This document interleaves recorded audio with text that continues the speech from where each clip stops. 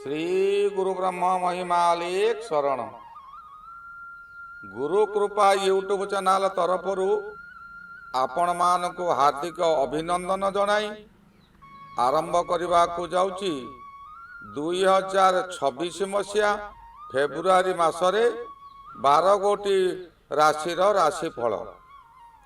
एही राशिफल आरंभ करने पूर्वरु आपण मानकु मोर अनुरोध जो माने प्रथम करी आमर यही चैनल को आसुचंती सेमाने गोटे सब्सक्राइब करंतु और पाखरे आसुथिबा बेल आइकन को दबाई दियंतु।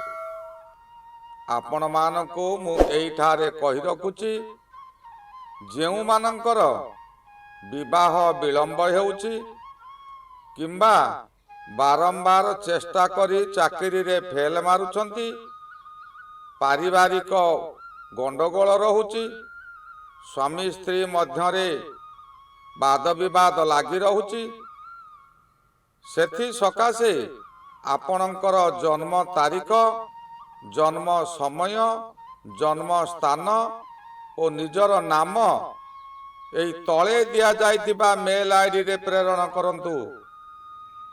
ताहा विचार करी आपणको जणाई दिया जिवो। आसंतु एबे जानिबा 2026 मसीहा फेब्रुआरी मासरे मकर राशिर मासिक राशिफल। एही मकर राशि राशि चक्रर दशम राशि।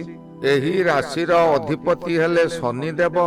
मंगल एही राशिर उच्च स्थान प्राप्ति। मंगल ग्रहर उच्च स्थान होइतिबा स्थले सेही मंगल मकर राशिर मध्य घात ग्रह रूपे परिगणित। राशि अधिपति शनि तृतीय रे भ्रमण करुछंती। तृतीय शनि सर्वदा शुभ फल दियंती। तृतीय गृह भाई और भौणी गृह और पोस्ट ऑफिस रो लेटर बॉक्स सदृश। मनुष्य जेपरी पोस्ट ऑफिस रे खंडिए चिठी पकाई थाए ताहा जेउठा को जीवा कथा ताहा पोस्टमैन द्वारा जाई थाए। आपण तहिरे जहा लेखिथिबे ताहा से व्यक्ति जानी पारे। सेही परी मनुष्य कौन कला कौन न कला ताहा लेटर सदृश सेही लेटर बॉक्स रे रही थाए। तृतीय रे थिबा ग्रह माध्यम रे से गृहर राजा पाखकु जाई थाए। एणु तृतीय गृह एक गुरुत्वपूर्ण गृह। यह किंतु धीर शांत पुणी चलचंचल मध्य। जेपरी साधारण चिठी और स्पीडी पोस्ट शनिदेव यही राशि रे मध्य सेही परी हेबे। शनि मांदा होइतिबारु आपणकर कर्म धीर स्थिर रे बुझाई करि थाए। एही समय रे आपणको कोनोसी नूतन कर्म मिलिबो और सेही कर्म शीघ्र मिलिबो नाही। एहा एग्रीमेंट होइजिवो जे परे मिलिबो। यह भाई भौणी को गृह होइतिबारु भौणीर पिला माने तथा भणजा भाणीजी मानकु आपण किछि उपहार मध्य देई पारंती। शनि ग्रहर प्रकृति हेला मांदा। से कोनोसी कार्य को तरतर होई करंती नाही। जहा करंती भाबी चिंती बुझी सुझी करंती। आपण कोठारे जेते जेते गुण सबु अछि ताहा एही समय रे परिप्रकाश हेबो। तहिरे आपण सम्मानित हेबे। प्रशंसा सहित अर्थ मध्य मिलिबो। व्यवसाय क्षेत्र रे जेउ व्यवसाय पूर्वरु बंद हेबाकु बसितिला ताहा पुनर्जीवन पाइबो। व्यवसाय ठीक रूपे चलिबो। पुराना कर्मचारी माने पुनराय आपणक निकट को फेरी आसिबे।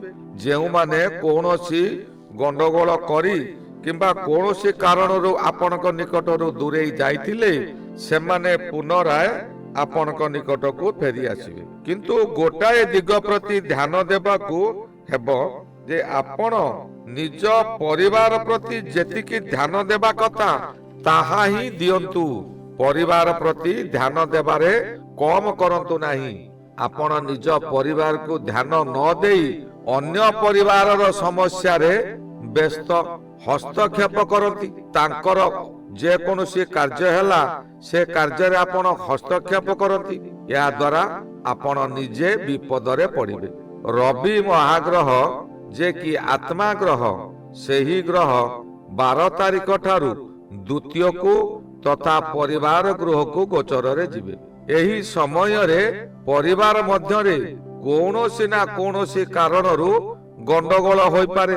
ଯେଉଁ ଗଣ୍ଡଗୋଳକୁ ଆପଣ ସମାଧାନ ନ କରି ଖାମଖିଆଲ କରିବେ। ରବି ମକର ରାଶିରେ ଥିବାରୁ ଓ ଶନିଙ୍କର ଗୃହ ପୁଣି ଶନିଙ୍କର ଏକାଦଶ ଦୃଷ୍ଟି ଥିବାରୁ ରବିଙ୍କର ଅଶୁଭ ଆହୁରି ବୃଦ୍ଧି ହେବ। ଆପଣଙ୍କୁ ଯିଏ ଯାହା କୁହନ୍ତୁ ଆପଣ ତାହା ବୁଝିବା ସପକ୍ଷରେ ନଥିବେ। ହଠାତ୍ ଆପଣ ରାଗିଯିବେ, କିନ୍ତୁ ପର ମୁହୂର୍ତ୍ତରେ ଭାବି ହେବେ କଣ ଗୋଟେ ହେବ, ମୁଁ ତ ଭୁଲ କରିଛି, କଣ ଗୋଟେ ହେଇଯିବ। ତଥାପି ନିଜର ଅହଂ ଭାବ ଛାଡ଼ିବେ ନାହିଁ। ହଁ ଯାହା ହେଉଛି ହେଉ, ମୁଁ କିଛି ଭୁଲ କରିବି ନାହିଁ, ମୁଁ ଭୁଲ ସ୍ୱୀକାର କରିବି ନାହିଁ। ଆପଣ ଏହି ସମୟରେ ବାହାରକୁ ଯିବେ, କିନ୍ତୁ ବାହାରେ ମଧ୍ୟ ଶାନ୍ତି ପାଇପାରିବେ ନାହିଁ। ସୌଭାଗ୍ୟବଶତଃ ଅନ୍ୟ ଗ୍ରହମାନେ ବାଧା ଦେଉଥିବାରୁ ରବି ଗ୍ରହ ଆପଣଙ୍କୁ ତାର ସମ୍ପୂର୍ଣ୍ଣ ଅଶୁଭ ଫଳ ଦେଇପାରିବ ନାହିଁ। କିନ୍ତୁ ଦୂରଦୃଷ୍ଟି ତଥା କଣ କଲେ ଆଗକୁ ଭଲ ହେବ ତାହା ଆପଣ ଚିନ୍ତା କରିପାରିବେ ନାହିଁ। କଣ କରିବି କଣ ନ କରିବି ଭାବୁ ଭାବୁ କୌଣସି ସମସ୍ୟା ଆସି ଜୁଟିଯିବ। ଆପଣ ଅସ୍ତବ୍ୟସ୍ତ ହୋଇପଡ଼ିବେ। କୌଣସି ଭୁଲ କାର୍ଯ୍ୟ କରିବାକୁ ମନ ଆଗେଇବ। ପୂର୍ବରୁ ଆପଣ ଯେଉଁ କାର୍ଯ୍ୟ କରୁଥିଲେ ସେ କାର୍ଯ୍ୟ ଆପଣଙ୍କର ବନ୍ଦ ହୋଇଯାଇପାରେ କିମ୍ବା ସେ କାର୍ଯ୍ୟ ପରିବର୍ତ୍ତନ ହୋଇଯାଇପାରେ। ଏହି ସମୟରେ ରବି ଓ ରାହୁ ଏକତ୍ର ରହି ପରାଗ ଯୋଗ ମଧ୍ୟ ସୃଷ୍ଟି କରୁଛନ୍ତି, ଯାହାକି କର୍ମମୟ ଜୀବନରେ କଳା ବାଦଲ ଘୋଟି ଆସିବ। ଏହି ସମୟରେ ଅନ୍ୟର ସାହାରା ଲୋଡ଼ିବେ। କେହି ବ୍ୟକ୍ତି ମିଠା ମିଠା କଥା କହି ଆପଣଙ୍କୁ ସାହାଯ୍ୟ କରିବା ଆଳରେ ବର୍ବାଦ କରିଦେବେ। ଆପଣଙ୍କର ଭାତ ହାଣ୍ଡି ମଧ୍ୟ ଭାଙ୍ଗି ଦେଇ ପାରନ୍ତି।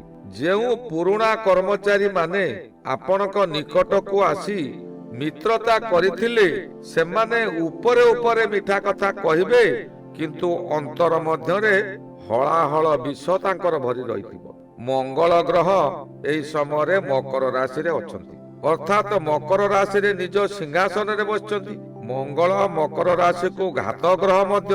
ତେଣୁ ହଠାତ୍ କୌଣସି ଗଣ୍ଡଗୋଳ ମଧ୍ୟରେ ଆପଣ ଫସି ଯାଇପାରନ୍ତି। ଏପରି ପରିସ୍ଥିତି ହେବ ଯେପରି ନାଗସାପ ଛୁଚୁନ୍ଦ୍ରାକୁ ମୂଷା ଭାବି ଧରି ପକାଇ ପରକ୍ଷଣରେ ଅଡୁଆରେ ପଡ଼ିଯାଏ। ଖାଇଲେ ମରିବ, ଛାଡ଼ିଲେ ମରିବ, ଉପାୟ ଶୂନ୍ୟ ହୋଇଯିବ। ସେହିପରି ଆପଣ କୌଣସି ଗୋଲକ ଧନ୍ଦାରେ ଫସିଯିବେ।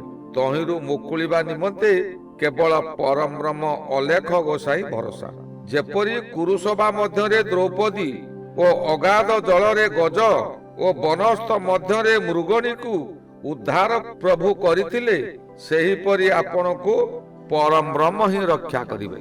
ମଙ୍ଗଳ ହେଉଛନ୍ତି ଅଗ୍ନି ଗ୍ରହ। ସେହି ଅଗ୍ନି ଜାଳି ପୋଡ଼ି ଛାରଖାର କରିଦେବ। ପୁଣି ସେହି ଅଗ୍ନି ବର୍ଷା କରାଇ ଜାତକକୁ ଶାନ୍ତି ମଧ୍ୟ କରିଦେବ। ଅଗ୍ନି ନଥିଲେ ଜୀବଜଗତ ଓ ଏ ବିଶ୍ୱ ଜଗତ ଧ୍ୱଂସ ପାଇଯିବ। ସେହି ଅଗ୍ନି ଦ୍ୱାରା ବ୍ରହ୍ମଧୁନି ସ୍ଥାପନା କରି ଆପଣଙ୍କର ସମସ୍ତ ଦୁଃଖ କଷ୍ଟକୁ ଅଗ୍ନି ଦ୍ୱାରା ଦହନ କରି ସୁଖ ଶାନ୍ତି ପାଇପାରିବେ। ଏଣୁ ଏହି ସମୟରେ ଆପଣ କୌଣସି ଅବଧୂତ ସନ୍ନ୍ୟାସୀଙ୍କୁ ଗୃହକୁ ଆଣି ତାଙ୍କ ଦ୍ୱାରା ଆପଣଙ୍କ ଗୃହରେ ବ୍ରହ୍ମ ଅଗ୍ନି ବା ବ୍ରହ୍ମ ଧୁନି ସ୍ଥାପନା କରନ୍ତୁ। ଏହା ଦ୍ୱାରା ଆପଣଙ୍କର ବହୁତ ଗୁଡ଼ିଏ ବିପଦରୁ ମୁକ୍ତି ପାଇଯିବେ। ଯେଉଁ ସମୟରେ ପୃଥିବୀ ବିପଦରେ ପଡ଼ିଥାଏ ସେ ସମୟରେ ଦେବତାମାନେ ମଧ୍ୟ ଯଜ୍ଞ କରି ମୁକ୍ତି ପାଇଥାନ୍ତି। ଅଗ୍ନିରୁ ଦୁର୍ଗା, ଅଗ୍ନିରୁ ଦ୍ରୌପଦୀ ପରି ଶକ୍ତିମାନ ଦେବୀ ଜନ୍ମ ଲାଭ କରି ପୃଥିବୀକୁ ରକ୍ଷା କରିଥିଲେ।